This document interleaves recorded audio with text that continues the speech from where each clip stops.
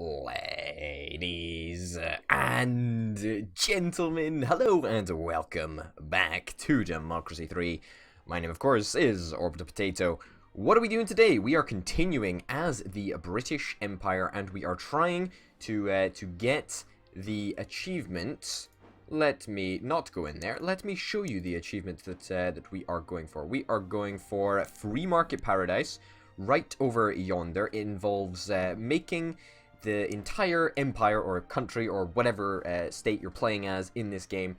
It means that we need to make sure that that all of the major industries are privatized. So we've still got some ways to go on that. I mean, we haven't really started the privatization of the health service yet, quite understandably, because in the last episode there was a pandemic outbreak, and the state health service is helping to eradicate that, and that's going to take a while, actually.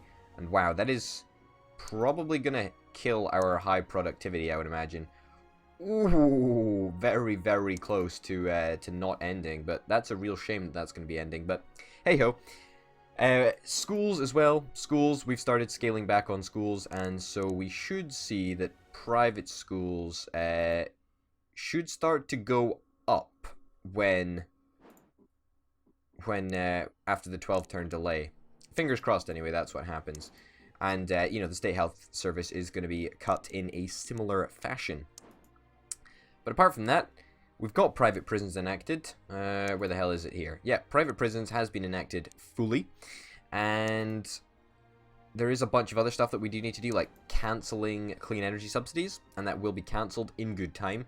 But for now, we're not really that concerned about cancelling it, because we still need we still need the advantages that gives us, and one of the advantages that it does give us is the fact that asthma epidemic is going to be ending next turn, because the environment has improved quite drastically since we enacted clean energy subsidies, and that's not something that I really have any regrets about. Even though we need to get rid of it, you know, it's still good to have around, at least for this current moment in time. Now, a mechanic that you know, I sort of wanted to play around with. What is this? Inflation, and this is, we've got two inflations. Okay. Cool, I guess that's fine. No, what was I going to say? Yeah, I wanted to play around a little bit with the innovation mechanic. Now, where on earth is it? I think this is the innovation mechanic. Yeah. Yeah. So this is currently giving a negative effect to GDP, and it's lowering energy efficiency. It is lowering CO2 emissions, though, so that's kind of nice. And it's increasing wages. Yeah, a reduction of GDP by almost 8%. That's quite big. It's quite big. We'll have to think about that a little bit more. Speed limits. Who cares? Leave them the same, I guess. Doesn't really make that much of a difference to me. We'll return to government, and yeah, we'll see what the election is. Of course. Wow. Wow. Wow. Wow. 1.4 billion people voted for us. That's insane. That's quite a lot. Pretty much everybody voted for us. Capitalists didn't really, well, they did, obviously, but some of them didn't. Which category liked us the most? The poor. Pretty much the poor people liked us the most. Commuters fucking loved us, apparently, which is really, really nice to see. Patriots liked us a fair bit. Honestly, I don't think that we can really complain about that. Asthma epidemic has ended. Fear of terrorism has ended. Fantastic, fantastic. Unemployment has gone up a touch since we scaled back on state schools, but that's okay. And GDP is... it's holding pretty steady, in fairness. There's nothing that we can really do about that. Our deficit seems to be going up and down. The amount of money that we're collecting just goes up and down and up and down and up and down, which is not a great position to be in. I mean, we don't want our economy to be so unbelievably reliant on the global economy. I mean, that's what it currently is. Let's face it. It really, really is. If you look at our income, you know, massive fall in income, massive fall in GDP, and that coincides with a massive fall in the global economy. And obviously, it's not possible to completely separate ourselves from you know, the global economic way that things are going, but we can at least try, and we can at least dream. Alright, Obesity is going down, which is really, really, really good. Agriculture subsidies are something that we do want to end, actually, and it's something that we probably are going to end very, very soon. In fact, I think that this turn is a good turn to end agriculture subsidies. I think it's also a good turn to think about getting rid of clean energy subsidies. I think that is totally something that is a good idea. Also, over the next couple of turns, we're going to be thinking about scaling back the state health service, because it's going to happen. It really, really is going to happen. It's going to cost us 26 political capital to do. It's going to be difficult. Difficult, but achievable. Achievable. I mean, you know, anything's achievable when you've got 2,500 billion pounds of reserves in the bank, which is fucking insane. The real estate bubble is so bloody close to ending. Please just end. Please just end. Immigration's the lowest that it's ever been, so theoretically the real estate bubble should be ending very, very soon. But obviously there's a bunch of stuff that is contributing to it. You know, most importantly, the fact that our GDP is kind of, you know, doing all right for itself. Why have we not solved this alcohol issue yet? Do we need to scale this up a little bit more? I think we do. Like, we're going to take in a little bit of extra cash, which is kind of nice, but we can't scale. We can't keep on scaling that forever. You know, there is a limit. Police force doing as much as they can. Something that we haven't actually enacted that we probably can, it's probably not going to be much political capital to do so, is community policing. Yeah, one point of political capital to introduce that, and that does wonders for alcohol abuse. I've talked about it before, and I'll talk about it again in the future without a doubt. Community policing is one of the best policies out there. It deals with a whole bunch of social issues, and at the moment, you know, we have alcohol abuse. That is a social issue that we struggle from. So it's so good. It's also fantastic value for money, and I would imagine that this is going to be sorted out very, very soon. So currently, we've got plans to sort out alcohol abuse. That's going to be solved without a doubt. We've got plans for obesity. You know, we cancelled agriculture subsidies. We can no longer click on agriculture subsidies. Agriculture subsidies will be heading down, which is great. Obesity is already trending downwards, which is fantastic, which means that is going to be ending very, very soon indeed.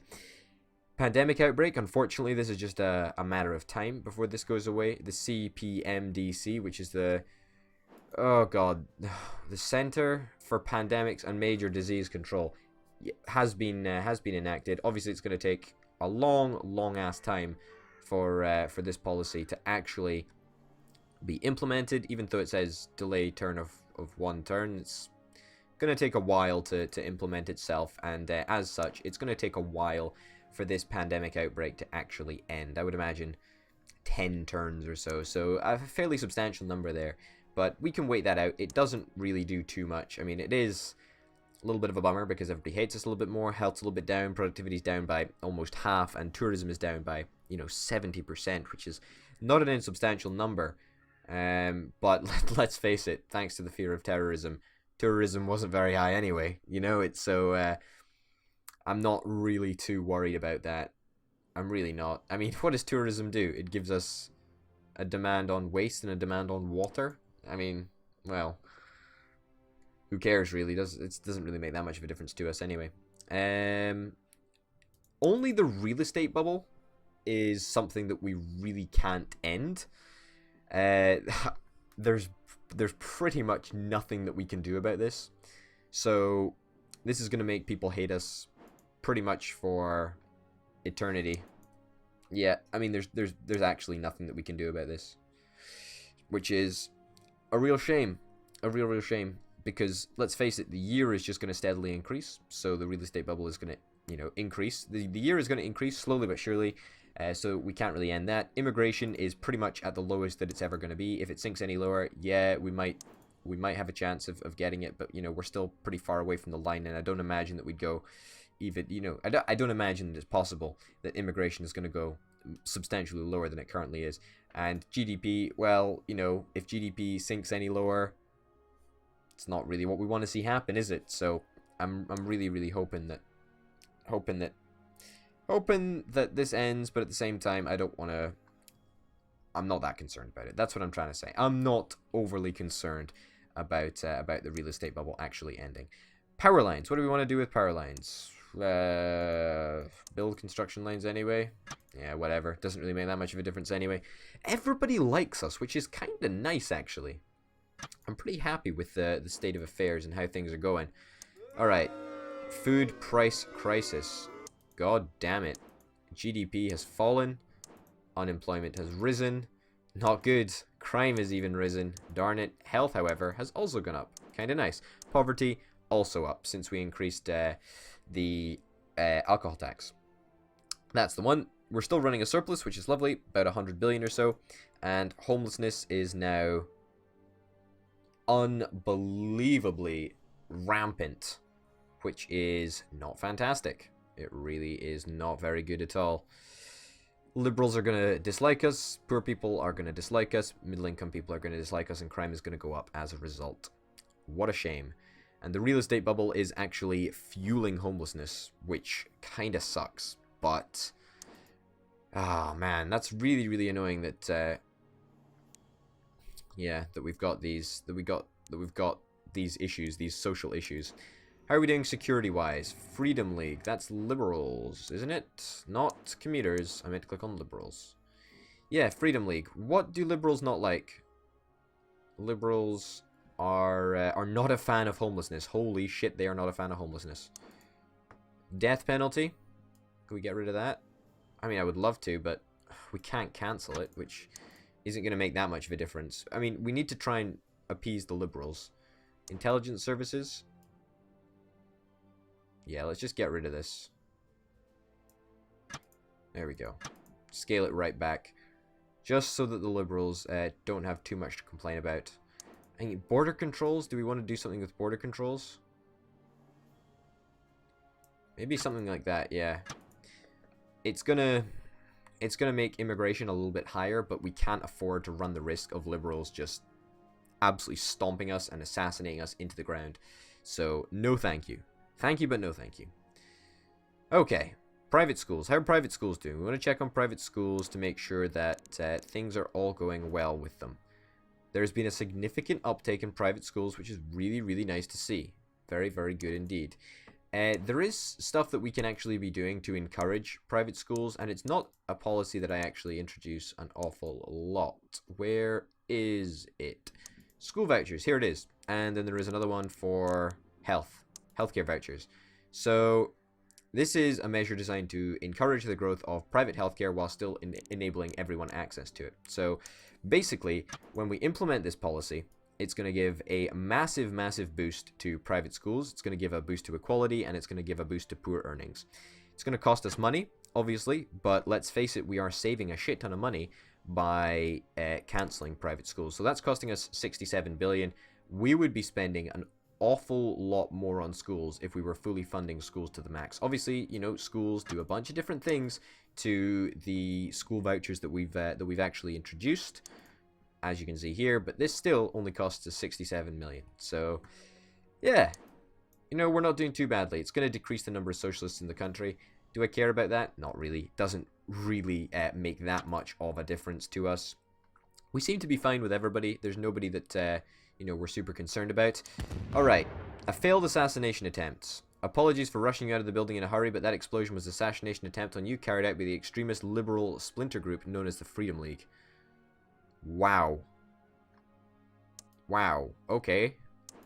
GDP has sunk to new lows, which kind of sucks. We're running a small surplus. Freedom League are still really, really hot on our tails. Holy cow. Liberals, come on. I'm trying. I'm really, really trying to appease the liberals here. I really, really am. There's a skills shortage. Well, that's probably because we absolutely destroyed education. Like, education is probably going to be trending downwards, I would imagine, since state schools ended. Indeed it is. Could we do something about that? Possibly.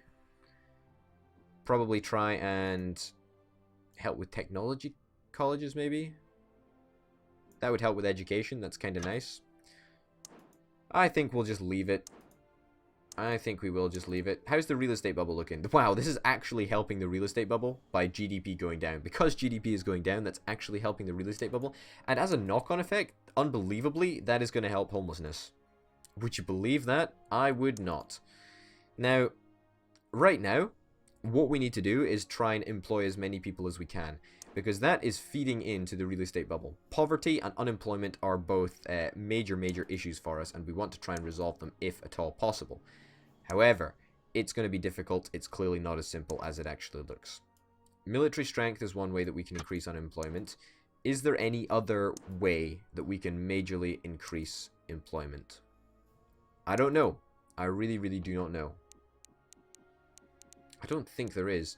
I mean, there's mandatory employment for the unemployed. I think that is a policy here. Mandatory micro regeneration. No. Where is it? Is it welfare? Probably in welfare, yeah. Compulsory work for the unemployed. Yeah. Let's try doing it. Alright. It's going to reduce unemployment by a bit. Not by much, but poor people and socialists are not going to like this. Capitalists, middle income, and our GDP is going to be boosted from it. Kind of nice. Kind of nice. Do poor people trigger anything? No, poor people don't actually trigger anything. They don't actually feed into a group that is angry at me. That's what I'm trying to say. And failing to do so. But yeah, I'm actually kind of happy that our real estate bubble is going to end. How crazy is that? Our GDP suffers and our real estate bubble ends. That's unbelievable. That's absolutely unbelievable. Health's up, crime's up, unemployment's up. Organized crime. Shit. Shit. By cutting back on intelligence services to appease the liberals, we've somehow managed to get organized crime up. One of your cabinet members... Oh, God. I don't care. Hostage situation.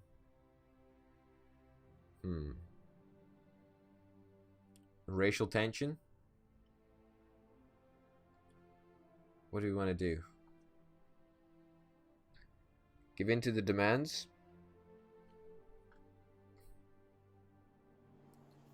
I don't know what we do here. Send in the police? I don't know. Send in the police, I suppose. We're running a little bit of a budget deficit. That's not great. That's not great at all. But we are trying. We are very much trying. Okay, this is going to be a really big turn. And it's going to be a big turn because this is the turn in which we absolutely slash the state health service. And it's got to be done because we need to make sure that private healthcare can be fully employed. Now, we're still going to have the state health service. It's still going to cost us 45 billion. That's a lot of dosh, all right? That is an absolute shit ton of money. But cutting back on that should actually really help us achieve our goals. Fingers crossed. How is state pensions coming along? Private pensions are pretty darn high. Higher than 75%, which I think is what's needed for the achievement. Sweet. Awesome. That's really very good. Liberals, tell me that you're happy. Tell me that you're happy. Come on. That's an unbelievably large amount of Freedom League fighters that are probably wanting to do very harmful things to us. We need to get organized crime down somehow, but I don't know the best method of doing that. Is there any social policies? Sorry, is there any law and order policies that we could introduce? I mean, witness protection program. That's kind of good. I guess we'll take that. It's going to help reduce violence a little bit. Anything else in law and order? National Armed Forces Week. Do we want to do that? We might want to do that. That's something that we might want to think about. If we survive. I don't like rolling with these odds. It's very bad. Refugee crisis. Immigration plus 20%. Conservatives don't like us. Patriots don't like us. That's okay. We can take that hate.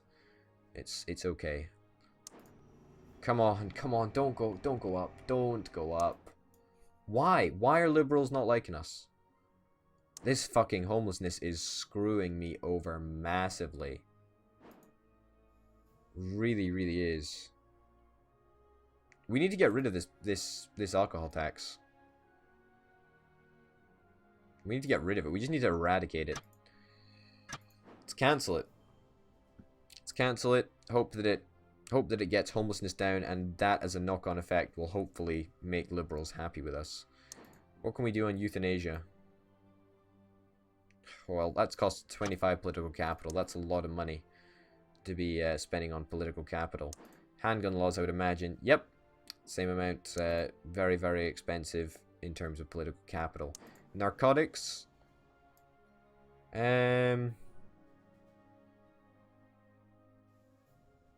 I mean, legalizing cannabis is something that we probably should do.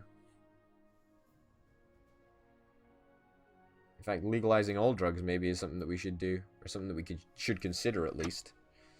That's going to cost us 27 political capital, and we just don't have the clout to do that right now, which is a real shame. Looks like the skills shortage is actually ending, believe it or not, which is kind of crazy. I'm very, very glad about that. Homelessness is still being unbelievably stubborn.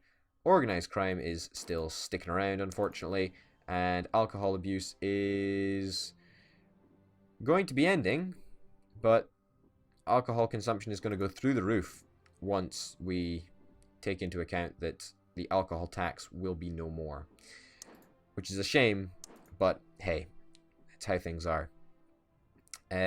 State health was completely cut back, so that's why the pandemic outbreak is still a thing. Now, something that we do want to do, and something that we have talked about doing before, is introducing... Where is it? It is... Where would it be? Public services? Yeah, public services. Healthcare vouchers. Perfect. There we go. And that is going to give a boost to private healthcare, and poor earnings, middle earnings will all go up. And it's going to cost us 225 billion. I think that still works out more cost effectively than this. No, it actually works out as less cost effective than the state health service, which kind of sucks, but that's okay. It's a price that I'm willing to pay. However, it's a price that we might not actually be able to afford. I mean, it's all very well at this current moment in time, but a few turns like this, with our GDP being this bad, and the global economy being this bad, I don't know how long we can sustain, you know, losing 200-300 billion pounds per turn. I don't think we're going to be able to sustain ourselves very long. But hey ho, you'll have to tune in next time, ladies and gents, because that is the end of the episode. My name, of course, has been Orbital Potato. Please tune in next time for some more Democracy 3 with the Economic Realism Mod going for the Free Market Paradise achievement. Until then, bye.